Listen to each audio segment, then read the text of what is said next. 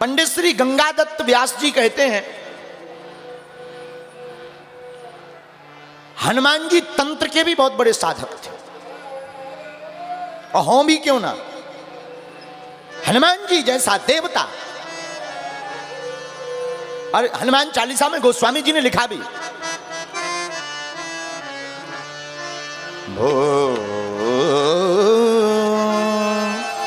भूत पिशाच निकट नहीं आवे, भूत पिशाच निकट नहीं आवे, भूत पिशाच निकट नहीं आवे, भूत पिशाच निकट नहीं आवे। महावीर जब नाम सुनावे, महावीर जब नाम सुनावे, महावीर जब नाम सुनावे, महावीर जब नाम सुनावे, भूत पिशाच निकट नहीं आवे, भूत पिशाच निकट नहीं आवे।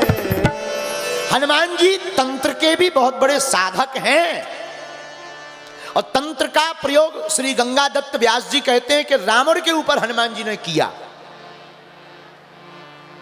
मंदिर मंदिर, हनुमान जी मंदिर मंदिर गए जब लंका में, तो गयऊ दशानन मंदिर माही, अति विचित्र है? हनुमान जी मंदिर मंदिर गए लंका में, तो रावण के भी घर में गए। वहां क्या देखा? अति विचित्र। क्या देख रहा? रावण ऐसे ही बिखरे हुए वस्त्रों में पड़ा है और सो रहा, बगल में स्त्री सो रही। हनुमान जी ने उस विचित्रता को देखा तो सोचा कौन है ये? क्या जिनकी हम तलाश कर रहे कहीं वो तो नहीं? नहीं नहीं नहीं, ये तो हो ही नहीं सकता। कौन है? ध्यान से देखा, ये तो कोई और है। तो हनुमान जी ने वहां तंत्र का प्रयोग रावण के ऊपर किया। श्री गंगादत्त व्यास जी कहते हैं, हनुमान जी ने ऐसा तंत्र लगाया कि मंदोदरी की वेणु, वेणु मतलब छोटी, जो माताएं गूंथ करके वेणु बना लेती हैं उसको वेणु कहते, उसको भी चोटी कहते।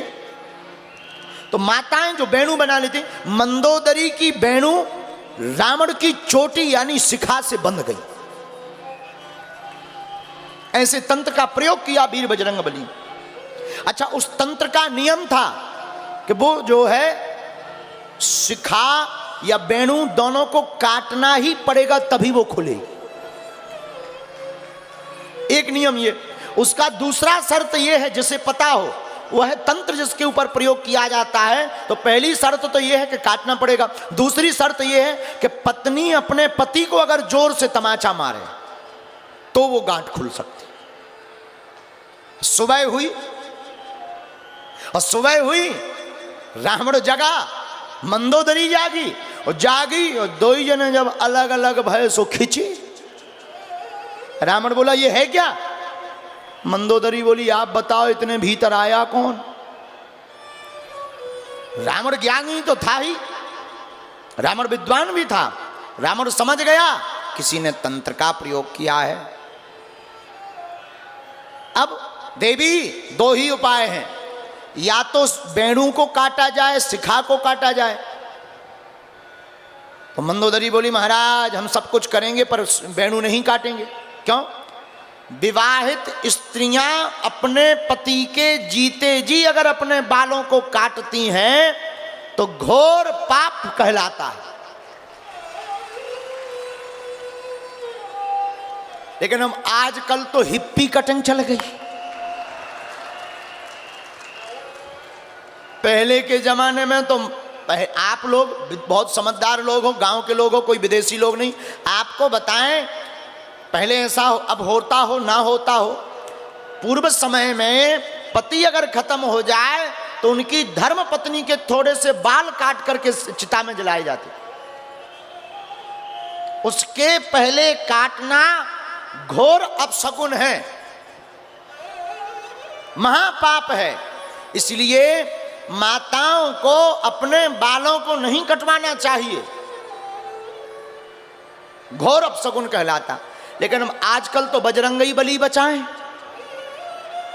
आजकल वो हिप्पी कटिंग चली, पूरे बाल साफ। अगर कुछ कह दो कि ये क्या है, हैं? आप क्या जानो, ये मॉडर्न जमाना है। आग लगे इस मॉडर्न जमाने में। मॉडर्न जमाने ने प्राण खा लिए। हम तो इस टेंशन में रहते हैं मॉडर्न जमाने में कि पहले हमारी माता जी हैं साड़ी पहनती हैं, और कभी और साड़ी भी अनेक काम आती है। कल हम बैठे बैठे अकेले में चर्चा कर रहे थे, एक बहुत अच्छे भजन गायक बैठे थे, उनसे बात कर रहे थे, माँ के ऊपर चर्चा कर रहे थे कि एक सज्जन हमको टावल की रेट बता रहा था कि देखो महाराज जी ये 12,000 की टावल है। तो हमने मुस्कुराते हुए कहा कि क्षमा करना, टावल बहुत अच्छी है, महंगी भी है, बहुत प्यारी भी है, पर जो माँ के आंचल की टावल का आनंद है उसकी कीमत अभी नहीं है इसकी। आप लोगों ने किया हो ना किया हो, हम तो आज भी कभी कभी जब घर जाते हैं मुंह धोते हैं तो टावल की जरूरत नहीं पड़ती। माता जी का पल्लू लिया, उससे जो पोंछो, उसकी जो खुशबू है, उसका जो आनंद है वो अलग ही है। लेकिन हम तो इस चिंता में हैं कि जो जींस पैंट वाली मम्मी है,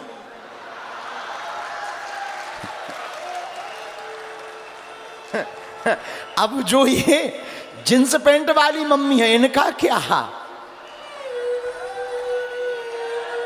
हम किसी भी परिधान का उपहास नहीं कर रहे हैं, हम अपने भारतीय संस्कृति की बात कर रहे हैं कि हमारे भारतीय माताओं की पूजा सर्वत्र दुनिया में इसलिए होती रही कि हम लोग संस्कार और संस्कृति से भरे पड़े हैं।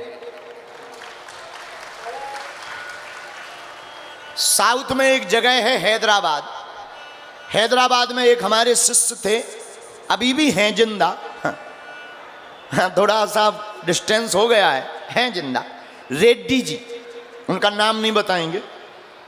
खैर उन्हें पता चल गई बात, क्योंकि हमने कई बार टीवी पे बोल दी है।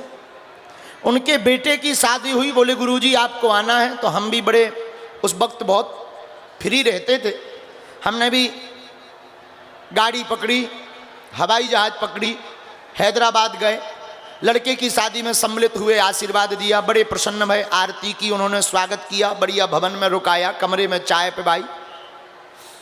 2 दिन बाद जब बहू घर पर आई, हम वहीं रुके, आसपास के लोग मिलने आए, कॉलोनी वाले लोग मिलने आवे, रात को बढ़िया प्रवचन हो गए, आनंद के साथ हम रुके। पहले फ्री रहते थे, शनिवार का शनिवार दरबार लगता था धाम पर, तो कोई काम नहीं।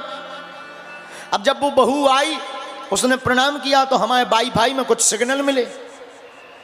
जब वो चली गई तो हमने रेड्डी जी को अकेले में बुला के कहा, हमने कहा रेड्डी जी एक बात बताएं, बुरा मत मानना। बोले नहीं गुरुजी आप आज्ञा। हमने कहा ये जो तुम्हारी बहू आई ये पौवा पीती है,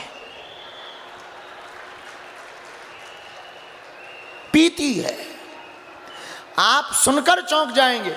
वे बोले पंडित जी, गुरुजी शादी भी तो वही चक्कर में है भाई।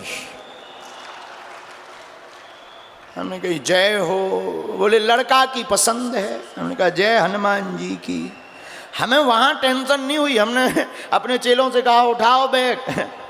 हम ये सोच रहे थे कि जिसकी माँ पीती हो, कल के दिन बच्चे होंगे तो बच्चे रोएंगे तो वो चुप तो कराएगी नहीं, 2 ढक्कन पिवा देगी।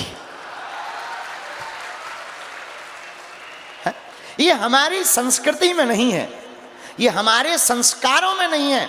हम इसीलिए प्रार्थना करेंगे, माताओं का संस्कार बड़ा संयम है। हमसे कोई पूछे कि माताओं का आभूषण क्या है, सोना चांदी गहना माताओं का आभूषण नहीं है। हमारी भारतीय माताओं का आभूषण तो लज्जा है। जिस माताओं के अंदर लज्जा है वो सबसे ज्यादा आभूषण में है। तो रावण ने कहा मंदोदरी तुम्हारी बैणू काटनी पड़ेगी हमें अपनी चोटी। मंदोदरी कहती है कि महाराज प्राण चले जाएं पर मैं अपनी बैणू नहीं कटने दूंगी आपके जीते जी। तो रावण बोले फिर एक ही उपाय है। बोले क्या? यहां कोई नहीं देख रहा, फिर नहीं तो सेवादार आ जाएंगे, एक जोर से तुम तमाचा मारो हमें। मंदोदरी बोली महाराज ये अपराध हमसे नहीं हो। रावण बोले प्राण कब बचने से तो अच्छा है ये तंत्र ही कटेगा ऐसे। मंदोदरी ने एक जोरदार तमाचा मारा। हनुमान जी बोले जय हो, पहले तुम लुगाई से मार खाओ।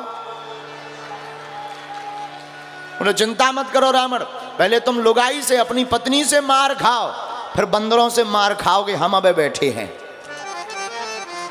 तो हनुमान जी जैसा ज्ञानी, हनुमान जी जैसा अद्भुत, हनुमान जी के पास सब कुछ है। दुनिया का ऐसा कोई विषय नहीं जिसका उत्तर वीर बजरंगबली के चरणों में ना हो, हनुमान चालीसा में ना हो। इसलिए हमने इस हनुमान चालीसा की चौपाई को पकड़ा है। जो 7 बार पाठ कर, जो 7 बार पाठ कर कोई,